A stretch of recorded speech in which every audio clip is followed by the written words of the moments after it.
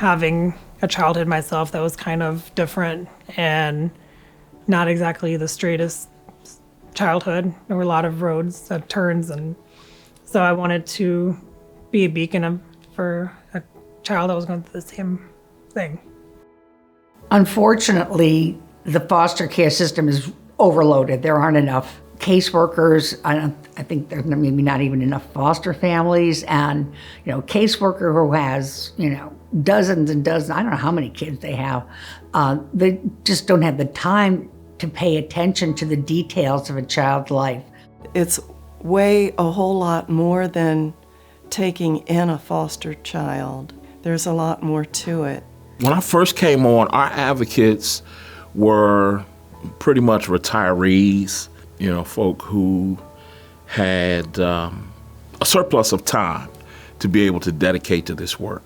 Over the past maybe 4 years or so, we're starting to see a change in the demographic of our advocates. People are starting to engage this work who are working full-time jobs, but have a passion for our community. They have a passion for the children in our community, and they want to serve these families. And so they take time, away from their families, time away from their personal time, use their personal time to do this work. And so we're seeing a shift in that demographic. I guess the big part of being a CASA advocate is learning how to manage your time, whatever that is. I mean, if you can devote 10 hours, 15 hours, then you devote that.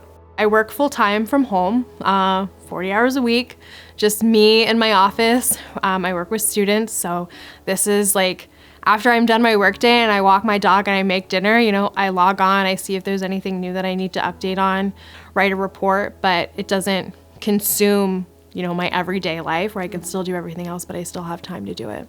The one thing I hear all the time from our CASA volunteers is they say this is the hardest thing they've ever done in the course of their career, but also the most rewarding.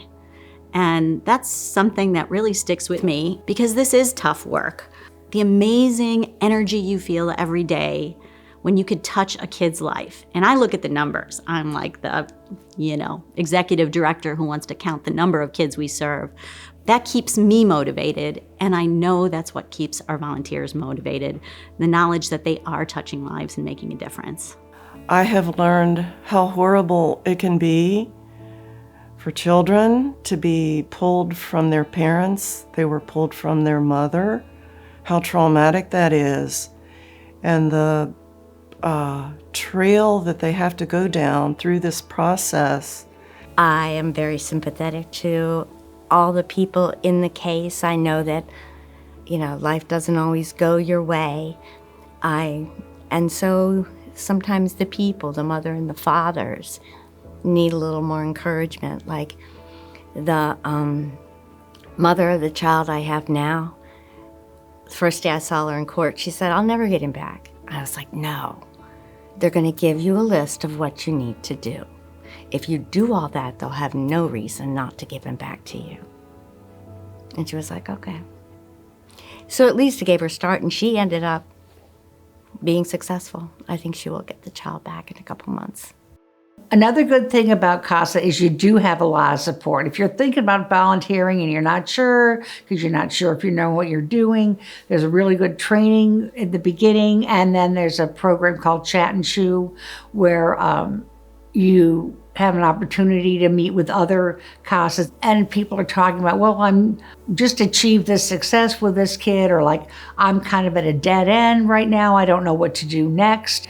And if you do have a problem, you also have a supervisor that you can go to and say, look, I had this, the one lawyer saying this, one lawyer saying that, what do I do now? And they can help you get through that. So you don't have to be an expert to be a volunteer. You're going to get a lot of support. It's brought to my life a larger appreciation for people. Our CASA advocates are some of the best people I've ever worked with in my life.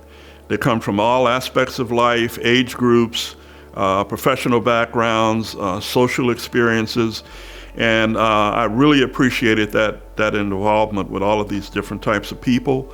I enjoyed working with the courts, the judges, the lawyers, some of them, social workers, and all the people associated with the foster care system. It gave me a healthier appreciation for life and for how important it is to work with our children. CASA is like my little safe haven where like I go back to my roots, I feel comfortable in the work that I'm doing, and it's that fulfilling thing that I get to do every single day whenever I want. Like that's my little piece of goodness for the day. We have a long waiting list of kids who need a CASA. As much as this organization has grown over the last couple of years, we're still serving the same percentage of kids. And that is super concerning. So as much as we're growing in our service to children, the number of children before the courts because of abuse and neglect is rising at a faster pace than we can grow as an organization.